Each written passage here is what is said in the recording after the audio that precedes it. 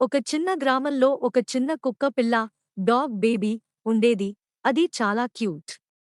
కానీ ఒక పెద్ద సమస్య ఉంది. అది కూరగాయలు అసలు తినదు. ది రోజంతా ఇలా చెప్పేది, నాకు బర్గర్, చిప్స్, చాక్లేట్ కావాలి. కొన్ని రోజులకు ఆ కుక్క బలహీనంగా మారింది. పరుగెత్తలేకపోయింది. ఆడుకోలేకపోయింది. అది బాధపడింది. ఒక రోజు అది ఒక మ్యాజిక్ వెజిటబుల్ గార్డెన్‌కి వెళ్ళింది. అక్కడ క్యారెట్, టమాటా, బ్రోకలీ అన్నీ మాట్లాడుతున్నాయి. క్యారెట్ చెప్పింది, నన్ను తింటే నీకు స్ట్రాంగ్ ఐస్ వస్తాయి. టమాటా చెప్పింది, నేను నీకు ఎనర్జీ ఇస్తాను. బ్రోకలీ చెప్పింది, నేను నిన్ను స్ట్రాంగ్ చేస్తాను.